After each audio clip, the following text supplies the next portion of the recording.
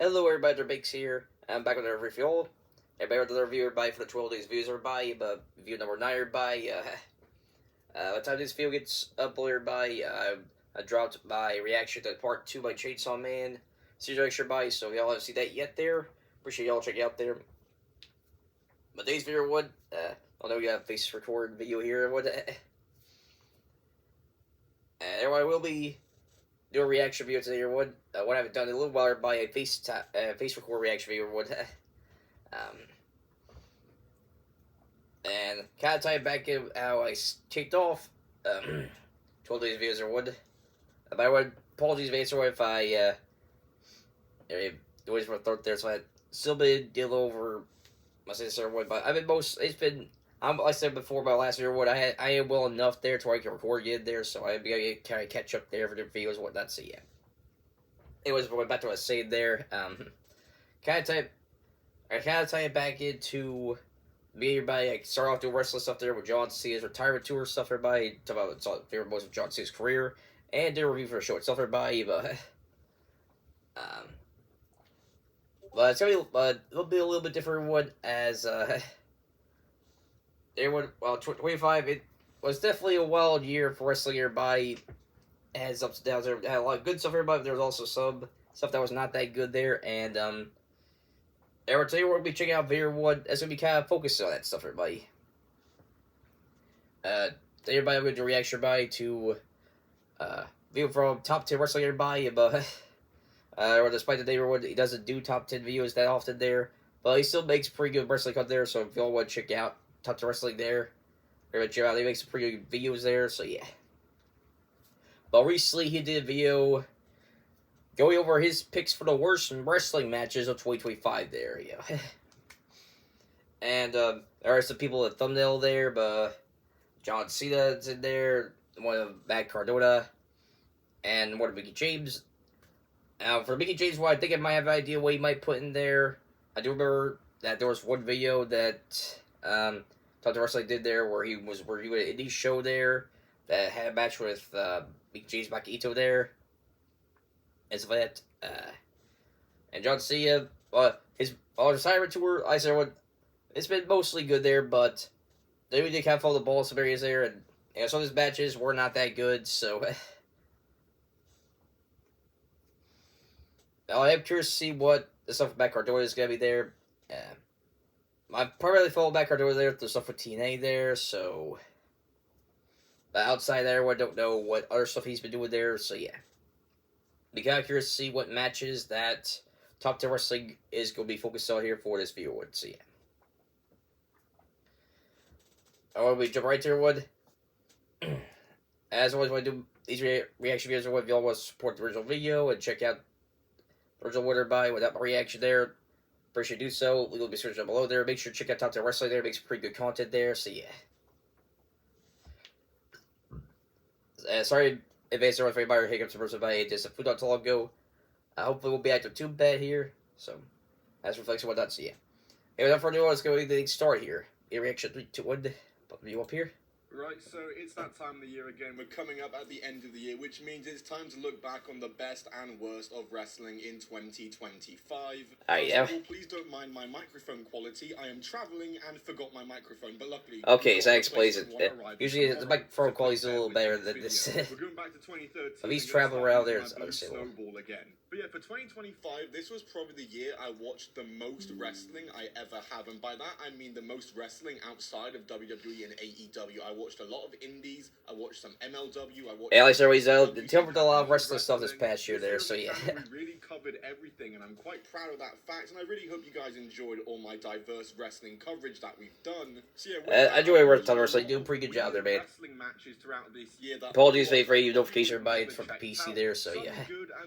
Apologies for noise come up there. Yeah, today I thought I'd go over all the weird and worst wrestling matches that I watched in 2025. Sorry for all the last bit. A lot of these, like I said, are just weird matches. They're not necessarily bad. Well, by that I mean only the last match I talk about is actually quite a good match. Everything else is, yeah, pretty bad to be fair. Okay. So like the video and subscribe as we talk about the weirdest wrestling matches I watched in 2025, and we'll be back to regularly scheduled programming from tomorrow onwards, so don't you worry. Let's get into it. Alright, yo. Killer Cross vs. Matt Cardona. Okay. As before the match, Matt Cardona cuts a promo and says tonight he is going to expose Killer Cross, and after he does, I have heard about some stuff there that Killer Cross is doing at the Indies here, so that's a match a bit on list there. The introductions, and they start brawling around the crowd again.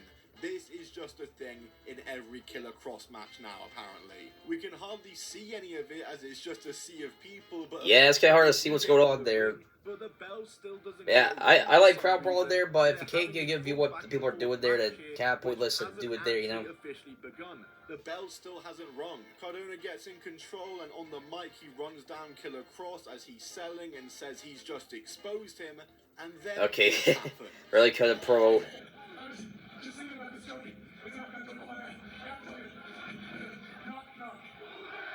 They're doing a knock-knock joke in the middle of the match. What the? That was it. What was that? I like Cardona and Killer Cross there, but that was a random matchup. I can see why this in the mud is listed the worst here. At 2 seconds long. Or compilation of the worst there. Like I said, I've heard some good things about House of Glory, but this match was just not it at all.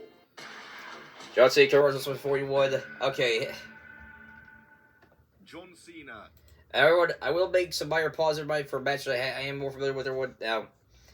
Everyone, I'll make it a long story short, everyone. I'm not going to be upset there if someone has another worst match of the year, everyone. You know, I will admit, everybody, the match itself could have been better there, but the match, at the same time, you all saw, those who saw my video, go my trip to Las Vegas, as well as WrestleMania 41. This match will have a bit of sauce for me once I was there live, you know, seeing it there in person, you know. And, you know, everyone talked about before when I started wrestling, started to become a wrestling fan there, when I watched WrestleMania 21 there, and WrestleMania 41 there, and, yeah, seeing John Cena with his first world title at 21, and he'd be there in person, you know, with his last world title, you know, like one of the last times I see John Cena there, you know, I mean,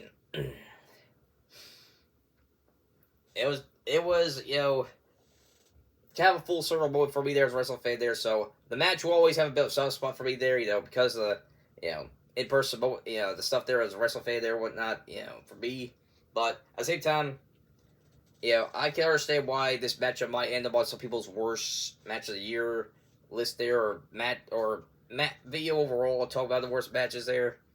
Because, you know, their service of the match was way better than the matchup here, if we're looking at it objectively wise there, so yeah.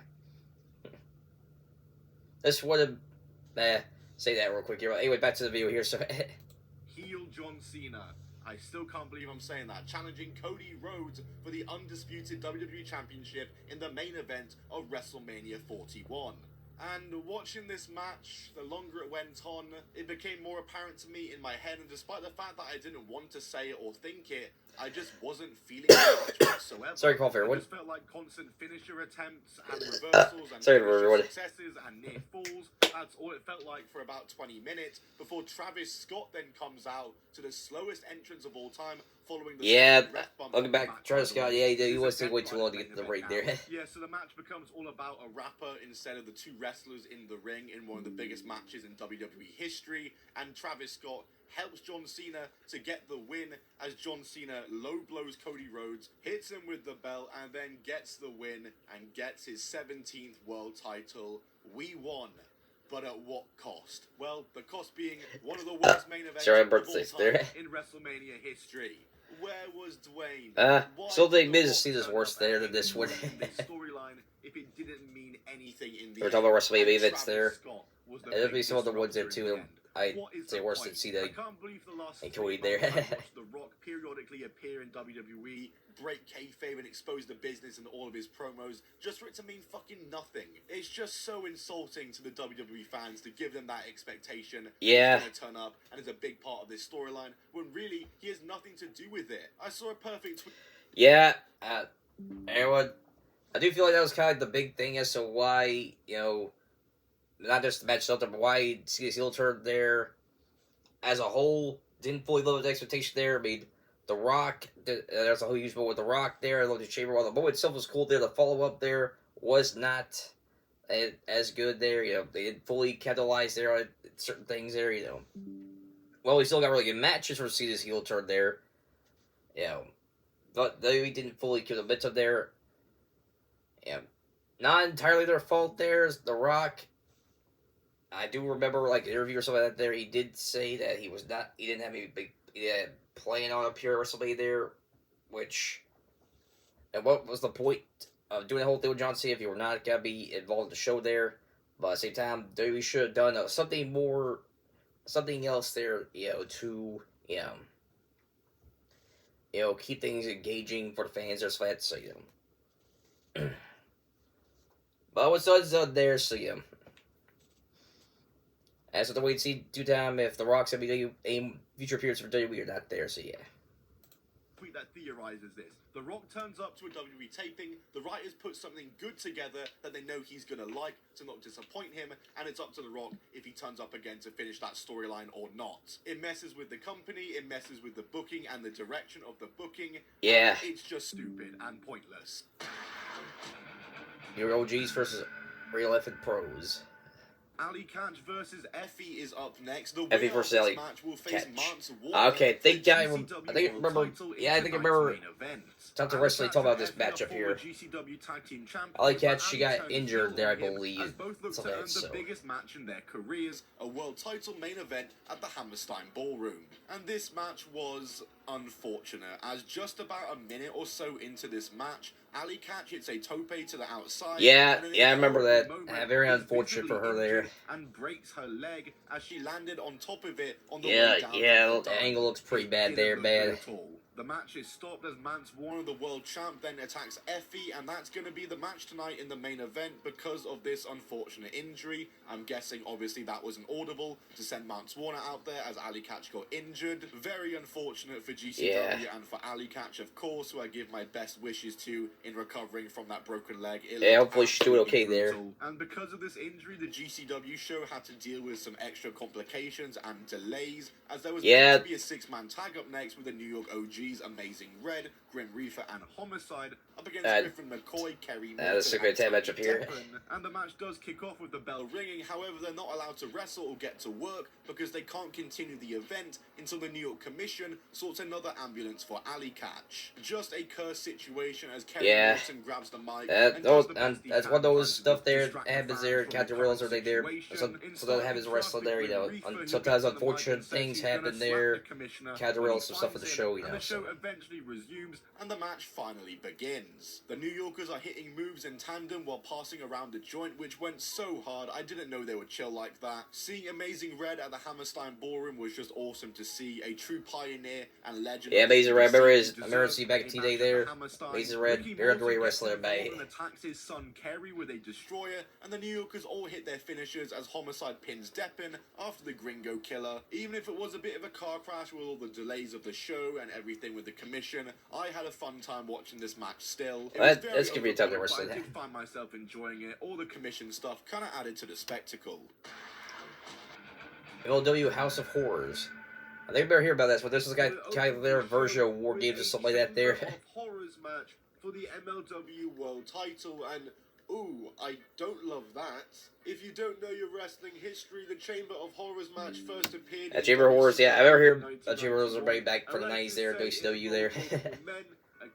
Quite a ridiculous matchup there. It's a classic WCW gimmicky stipulation, and I get that's Halloween themed and all, but it's an odd one for MLW to bring back for sure. Yeah, definitely a strange matchup to do there for, I wouldn't have against Halloween stuff, but at the same time, that match should not look fun too very well there, so, a little random that they decided to do their own version with that one there, so. He's a veteran of the business, and Brock Anderson, who you might remember from AEW. Yeah, I remember Brock Anderson there. Arn Anderson, and interestingly enough, there's no blood relation from him to C.W. Anderson, from what I understand. Then there's Mr. Thomas in this match as well. have no clue who this Sorry, is. Coffer. What? And then there's Chris Adonis, the former Chris Masters and former NWA national champion. And then there's the defending world champion. Hey, Chris, no, it definitely looks quite different than the last time I saw him there. I vividly remember him in DPW. Well, definitely grew his hair out quite a bit. I think that was his name. And yeah, I remember liking his work, and he's got a really good look. It's interesting to see him as the MLW world champion, but like, what a horrible first impression of the world title scene to open the show. A gimmicky cage match full of mid-carders and dudes past their prime challenging for the world title once again in the opener of the show. But let's begin anyway, because that run I went on might just... I remember the WCW show opened up with the Chamber Wars there, so I'm guessing they're expecting that as well there.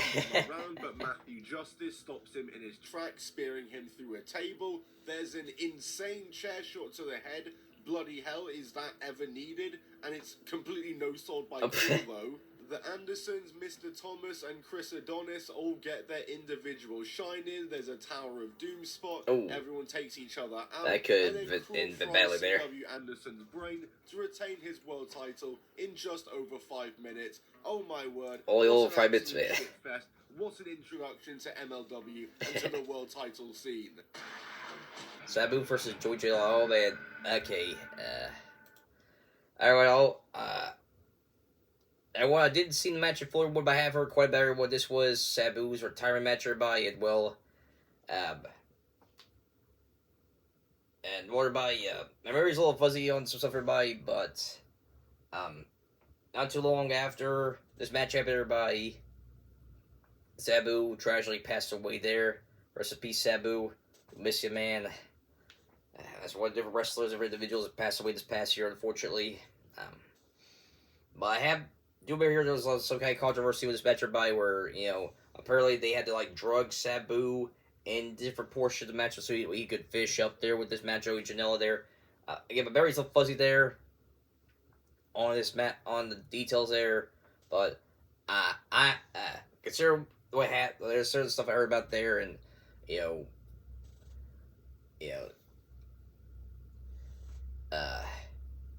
how that possibly ties to Sabu's death there. I can see why this matchup here is on the worst of the year list there. So yeah.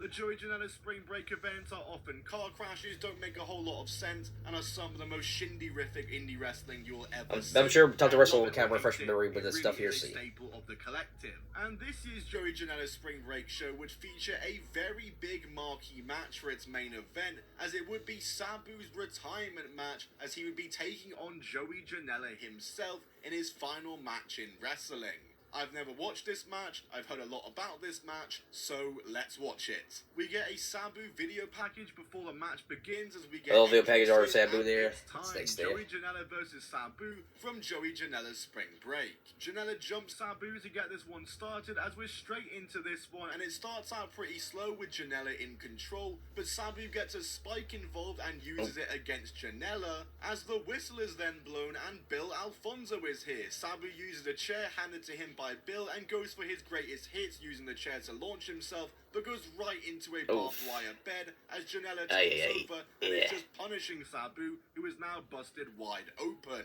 Joey Janela then chucks Sabu. Always where when Sabu goes in the barbed wire there. Against the ropes, and he gets sent completely out of the ring. And this must have been the part where I heard about there. Sabu was out for a bit.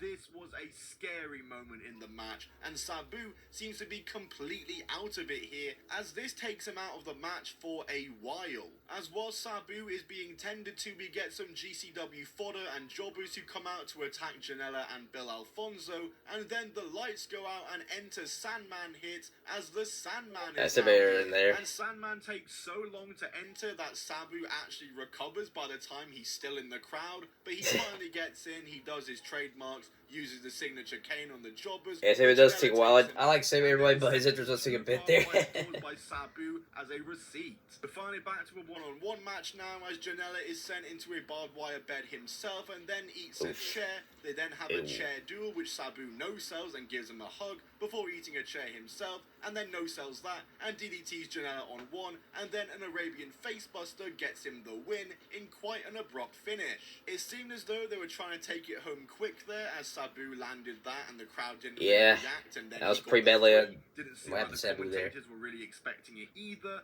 But for this match, did this match need to happen? No. Was it particularly that good? No. Was it also maybe the most Sabu thing I've ever seen?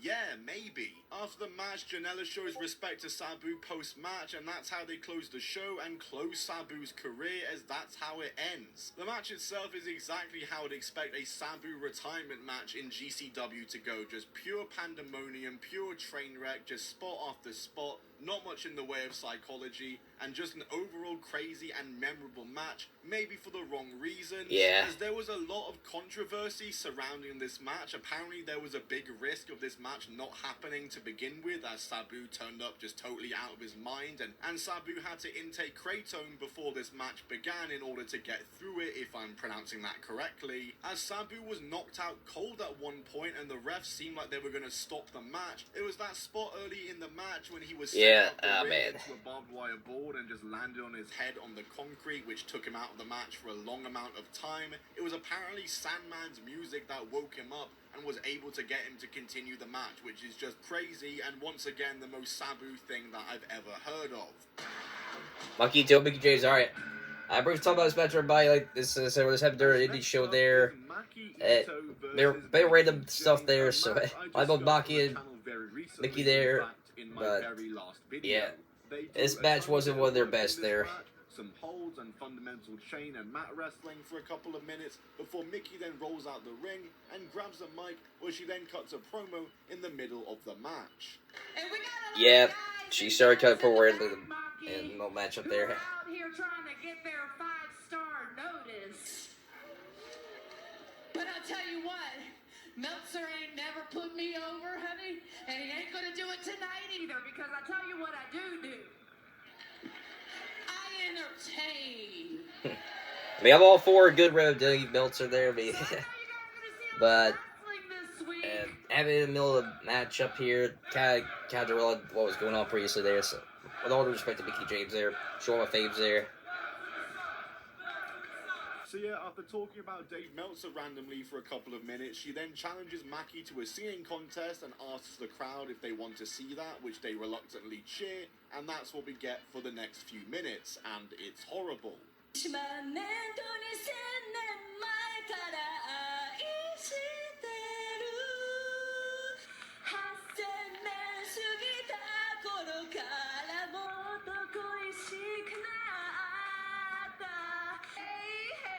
Can't you see? I came all the way to Vegas to kick your ass, Maki. Oh. Hey, y'all gonna mop the floor with the stupid little pigtails and that little butt. Mickey is clearly making up her lyrics as she goes. The crowd are not liking this at all. It is just such an awkward moment that it seemed like Maki Ito wasn't even in on. But yeah, after that, they get back to work. And that was pretty awkward there. I can only guess that entire thing was done to give Mickey some rest or fill some time. Who knows? But Mickey James gets the win, and man oh man, what did I just watch? That got 14 minutes. 14 minutes on that match. Yeah, 14 minutes, yeah. And the mat off got 9 minutes each. Man. This got 14, and half of it was spent talking about Dave Meltzer and singing. There was hardly any wrestling involved in this match. It was an embarrassing match. They just can't focus on the more wrestling aspect there and have a bit shorter lead. Probably think this match could have been one more I'll see there, but yeah. They kind of had different stuff there going on, so It very well could have been the worst match of the year, but surprisingly, it isn't. Like our GCW Air Scientics. As up next, it's Matt Cardona's Open Challenge. Matt Cardona comes out alongside Broski Jimmy, does his promo saying he put GCW on the map, etc. And answering his challenge is none other than Tommy Invincible. I don't have a clue who this Sorry, is. Invincible. I Yeah, believe I'm this too familiar is with his him. first GCW There, appearance. he's already Tommy built some gets beast. some offense in, but is just squashed by Matt Cardona in just over a minute. Wow. Cardona gets Man. back to the mic and says he wants another person as out I comes guess he Microman just now. kind of keeps. But Hey, it's same Microman. story here, Microman with a bit of offense, and then is squashed by Cardona in just over a minute. So I'm guessing, then I asks guess for where he another just kind of opponent, keeps with doing random Broski challenges, Jimmy, and so he gives him a good now fight there. I'm answering, guessing. officially turning on Matt Cardona. And this time the roles are reversed as Jimmy squashes Cardona in just about 2 minutes. Okay, so the Jimmy to guy end this betrayed whole Matt co-main Cardona event again. sequence. Just pointless and awful. I don't get what the point of any of this was. Could you not have just done Matt Cardona versus Broski Jimmy in a regularly built-up match? Yeah. I don't know why they couldn't. And Cardona kind of does pretty not random have a there. good track Like, record at Hammerstein Ballroom, to say the least. RB versus Minoru Suzuki. I remember hearing about this one here, yeah.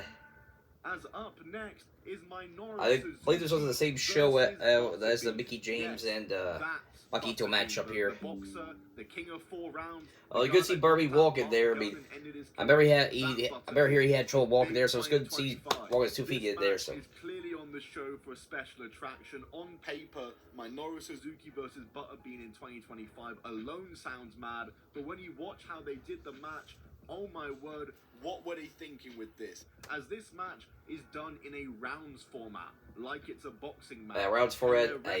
Slash half boxing at the same time. Usually don't have round like boxing there. Usually don't have don't go well at wrestling there. They go round after round with nothing going on. Every now and then they'll get on the mat and do some groundwork, but it's nothing exciting or thrilling at all. And then they both get counted out at, I believe, the 3rd or 4th round, and the match just ends like that. And I don't really know what to say or show about this match, because truly, there was nothing going on for so long. I think the best way to show you this match is to show you my actual reaction watching this match when I did it on stream a couple of months ago. Alright, here we go. First round.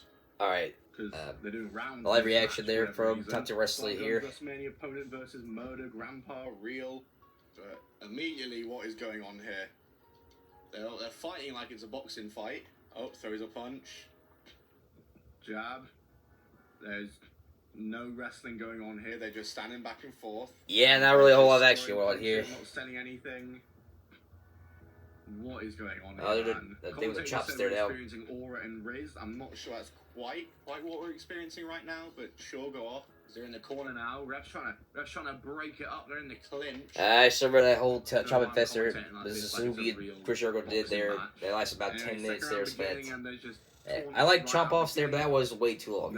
Wrestling, obviously, as finally round 2 begins. The timer has gone down to a minute, or down by a minute, but the bell has rung at 2 minutes, so I don't know if it's going to end after 2 minutes or 3 or what. Oh, here we go. They're actually on the ground now. This is a those punches look bad. With both these guys having MMA, this can be a lot more entertaining. I really think it could have been. Sorry again for all the because Butterbean can barely move, bro. 50 seconds. Cool. As it's just sorry everyone, what was the last bit? Submission that doesn't even look that strong. Yeah, 30 seconds. So they just did a 2-minute round without. They just cut a minute off while they just prepared themselves. They just did a 2-minute round. Are they really trying to save energy that much? For that definitely seems quite disorganized there, folks. Of it. They've just been them on the floor doing crap submissions. I'm guessing they want to do a shoot wrestling match like the UWF days. Unfortunately, this match did not seem or look real in the slightest. I knew someone that was stoned watching this. I think I would need to be stoned if I was watching this. Which I'm not now, which is maybe why I'm not enjoying it. Do I need to get stoned right now? Is that a thing? And here we go. Oh, they're scrapping now. I guess.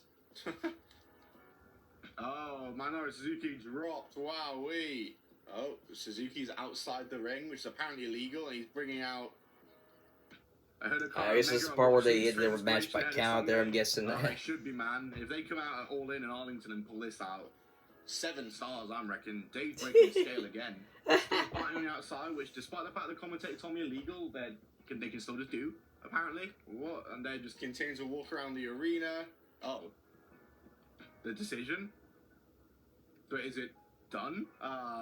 Get a grip. Double count out. After all that, there was no wrestling of any kind in that match. Butterbean wasn't in his prime when he was in his prime. Real By the way, more streams are coming soon for sure, so stay tuned for those. But after this finish, they teased the match continuing or restarting or whatever, which it didn't. So it was a dumb finish, but also, thank God they didn't continue on. Goodness me, that was bad. Yeah. Why were fans in the crowd chanting for that match to be restarted and continue on after the count out? Trust me, you don't want to see any more. Kitaro versus Jeffrey John. Sorry, everyone, my brain fart there. Kikutaro, two guys I'm not familiar with, and just from Kikutaro alone, sorry, when my brain fart by there. To be interesting. The Japanese crowd, though, love Kikutaro, and this match is definitely a lot more suited to the Japan crowd, who react a lot more for this one, and this match is quite crowd reaction oriented at times. They start off with some tests of strength and gamesmanship as Kikutaro is spamming emotes. It's a DT-esque match here, and I don't think this one was for me, to be honest. I just didn't find it super exciting. It's just funny I say that because the crowd were really into this, and it's easy the match so far on this show that they've reacted the most for. Yeah, I can see the crowd get into this match there. Obviously, the face heel roles are very defined here. You have Kikutaro hulking up and just doing Hulk Hogan's greatest hits in the middle of the match. He announces he's going for his finisher, but Jeffrey John kicks out, and they're both chatting to the ref, doing some good old comedy, talking about their finishes and plans and whatnot. Some mysterious music starts playing and distracts him. Apparently, this was the music for Yoshihiko, which, if you don't know, is that doll, that Japanese blow-up doll that wrestles in Japanese wrestling, wrestling even. Is that the? I like Killmaker everybody, but I do remember hearing that his Days DET there, he had like a match with blow-up doll. Is that the same one there? Oh, that'd be funny if that was the case there. Oh man. But you know, I have heard some parts of Japanese wrestling be a little goofy there, DT, other promotions there too, so you know.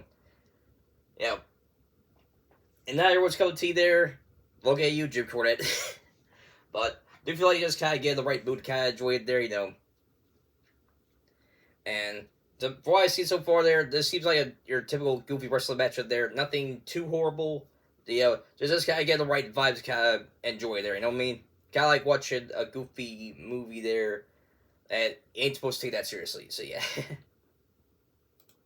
Whatsoever, so I'm kind of glad that it didn't show up here. Jeffrey John is able to take advantage of this though with a low blow and a very bad looking pedigree, which I think, oh my gosh, it's probably one of the worst looking pedigrees I've ever seen. Jeffrey John gets the win. Oh, man. This was not good. The crowd were into Kikutaro, like I said, but the match itself was pretty boring and pretty lifeless. There wasn't really much cool moves going on or much entertainment, to be honest. And then they had to do that dumb finish overbooking with the Yoshihiko entrance music and a horrible looking pedigree to end it off.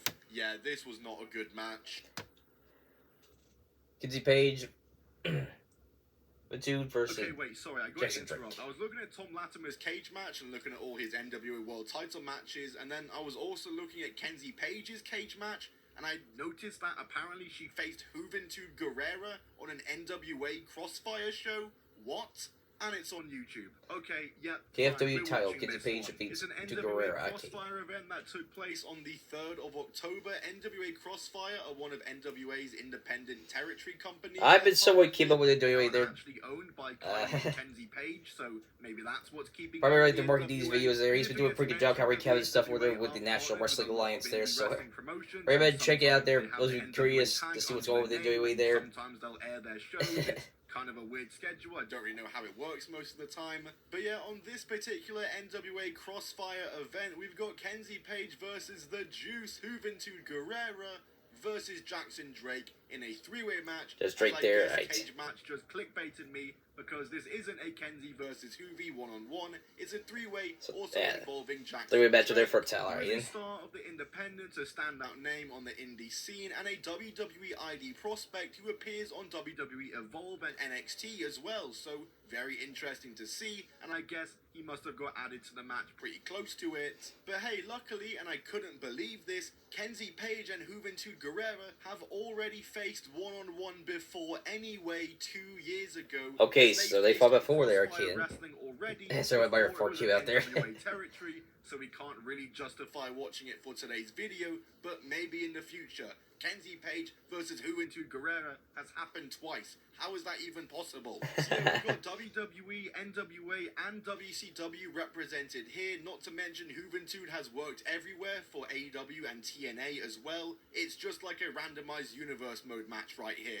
Anyway, we start this one as Kenzie Page is taken out early, and it's a one-on-one to start with Jackson and so Page out there, Kenzie so then takes out Juvi with an apron DDT. and Page she get back match up there. Flying out the ring. We get some action with the three of them all in the ring, which if you know me, you know this is what I want to see in multi-person matches. Jackson Drake takes control, but Kenzie and Juvi double team for a magic killer on him, as Juventud then takes control as he goes back and forth with Drake, and he's placed on the corner, and then Drake and Kenzie have a great exchange, which ends with a standing moonsault knee strike in some pretty genuinely great stuff right there. There's a three-way standoff as Kenzie is chopping them up, but then eats a super kick from both of them. Juvi gets the Juvi driver and pins Drake, but Kenzie breaks it up, and she hits the Kenzie cutter on Juventud, but he kicks out. Drake pretty back and forth matchup here. Reverse Rana and hits the Kenzie cutter, but he no-sells it and knees her. Weapons get involved, and then so does the younger brother of Kenzie Page, as Drake is about to destroy him with an F5. Little brother. But then the Page family come out and make the save. That was just insane. Drake is taken out, and Juvi tries to take advantage, but it's a near fall, and then he's quickly rolled up by Kenzie, who gets the win and wins the KFW title. I forgot to mention this was for the Crossfire Wrestling Championship, and I actually really enjoyed that match. Probably my favorite match that I watched in this video today. Alright, so that's the bunch here, the video, okay. It'll like a decent short threat match up there. And there was some impressive fun one there, so yeah. sequences. Easily the best I've seen of Kenzie Page in years, in huge stark contrast to any of her NWA matches and the style they were making her work there. If this is the Kenzie Page we could have been seeing the entire time during her NWA Women's title reign, then it feels like NWA wasted a lot of time. Where was this? Well, that seems to be the end of the video here. A little bit of a random way they did things off there, so okay. So I saved the best of the matches for last there, so... Alright, so interesting list there from top 10 wrestling there, so...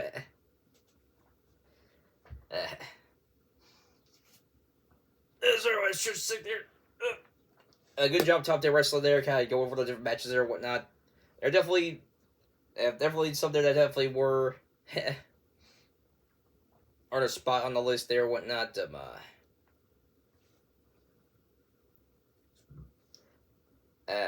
but some of the matches on there, for what I think I remember talking to wrestling.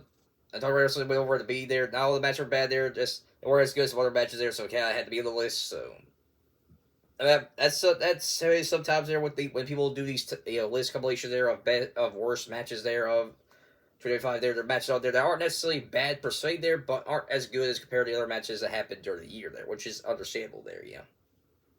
Don't necessarily mean they're all bad matches there. Just means that we're as good as some other ones there. So, I went for the stuff there that I've seen there. And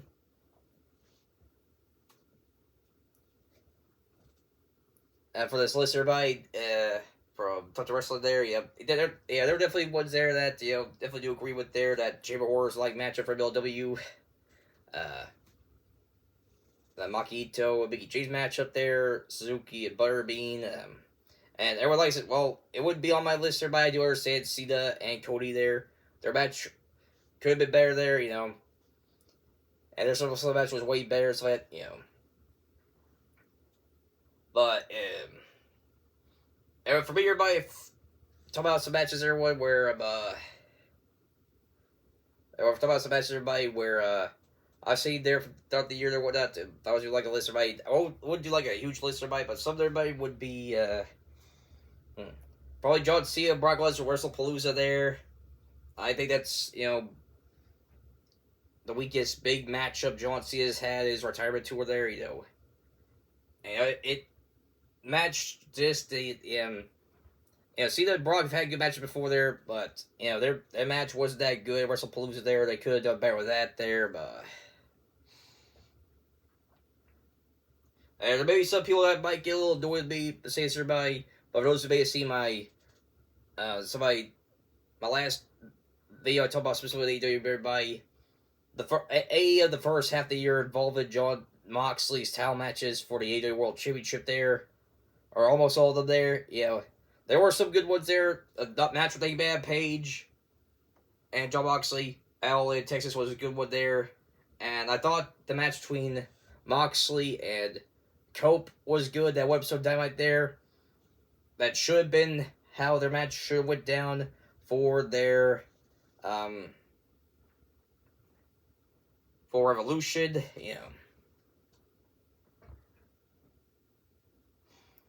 But just about the other time matches there. Look, I like John Moxley, everybody, but I'm not gonna spend too much on by here. But the Death Riders, everybody, has been going long enough there. It seems that AEW is finally starting at least making a bit of a change there. Have John Moxley potentially kicked out the Death Riders there.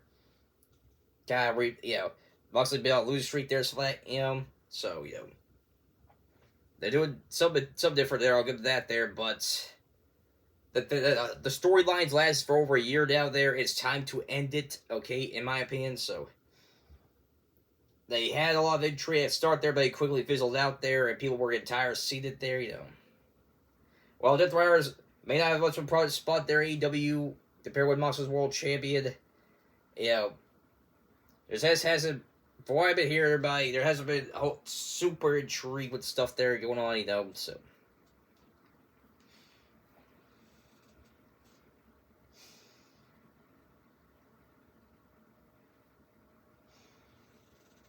So, yeah.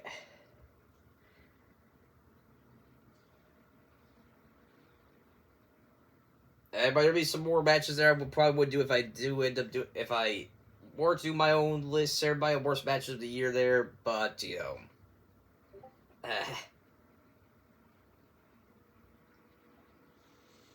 well, that just makes I don't just like some examples, everybody, but I think one more I can do to everybody, I think a triple threat matchup there with, T. Stratton, Jade Cargill, and Nia Jax, where they fought for the women's title there. Everybody, funny enough, everybody, that was happening on the week of when me and my mom went to Orlando, Florida for Universal Studios there. I was not aware that WWE was going to be live in town there. Probably, if I do, probably would have got tickets for a show there, but I didn't watch it in a hotel room there, so, but I probably would be a little ticked off if that was the end of the show there, so that's kind of derailed a little bit there at the end, and there was a whole botch there where Jay did a thing there, and I just kicked out, and T. Stratton was late, breaking up the pinfall there, and she had to do her finisher there, whatnot, and kind of awkward into the match there, so let's see, yeah.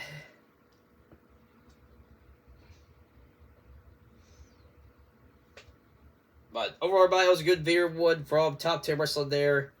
Good choices for the video there for the most part, yeah. Alright, like I said, y'all haven't seen Top 10 Wrestling there, we're going to check them out there, make some pretty good videos there, so yeah. Alright, that was ready to finish it up for this video, everyone. I'll be dropping a couple more videos there by trying to make sure we get up to 12 there, right around Christmas time there, a little bit before then. But until, I'll make sure to keep the next video for y'all surprise there. But until then, that wraps up for now. If you saw here, make sure like button, new channel, subscribe to bell notification icon so you see uploads. If you want to show support to the video there by giving some hype points there, I appreciate that as well. I'll see you next time. It's our big sale. Peace.